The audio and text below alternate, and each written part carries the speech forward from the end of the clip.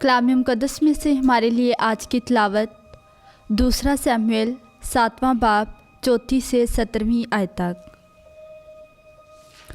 और उसी रात खुदावंद नातान से हम कलाम हुआ और कहा, जा और मेरे खादम दाऊद से कह, खुदावंद यूँ फरमाता है, क्या तू मेरे रहने के लिए एक घर बनाएगा?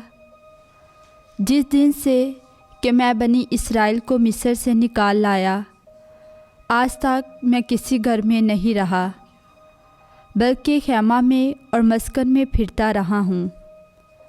तमाम जगहों में जहाँ जहाँ मैं बनी इस्राएल के साथ फिरता रहा, क्या मैंने इस्राएल के कबीलों में से किसी को, जिसे मैंने हुक्म दिया कि मेरी कौम इस्राएल की चौपानी करे, कभी कलाम करके कहा कि तूने मेरे लिए सनोबर का घर क्यों नहीं बनाया?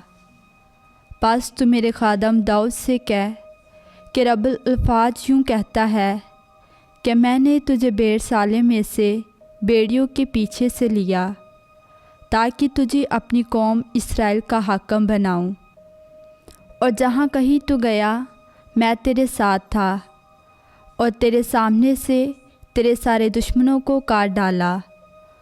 और जैसे ज़मीन पर बड़े आदमियों का नाम होता है, तेरा नाम बड़ा किया।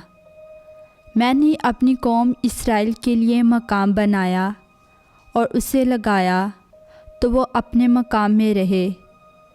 बस वो फिर जुम्बश ना खाएंगे और ना शरारत के फरजंद उन्हें फिर दुख देंगे, जैसे पहले होता था और जैसा उस दिन से होता आया जब से मैंने काजियों को अपनी कौम इस्राएल पर मुकर्रर किया।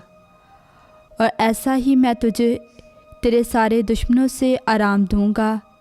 और खुदावंद तुझे ख़बर देता है कि वो तेरे लिए घर कायम करे।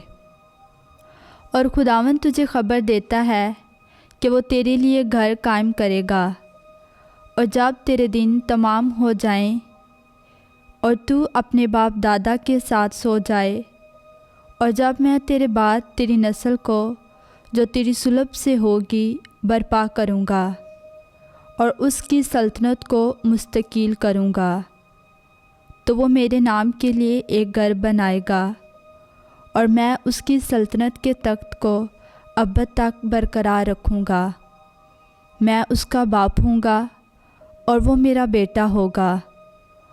और जब वो बदी करे, तो मैं उसकी आदमियों की लाठी से और बनी आदम के ताजियानों से तादीब करूँगा। लेकिन मेरी रहमत उससे जुदा ना होगी, जैसा कि मैंने शाऊल से जुदा की, जिसे मैंने अपने चेहरे के सामने से दफ़ा किया। बल्कि तेरा घर और तेरी सल्तनत हमेशा तक मेरे आगे कायम रहेगी, और तेरा तख्त अब तक पायदार होगा। लिहाजा नातान ने ये सब बातें और ये तमाम रोया दाऊद को बताई। पाक कलाम के पढ़े और सुने जाने पर खुदा की बरकत हो। खुदा का शुक्र हो।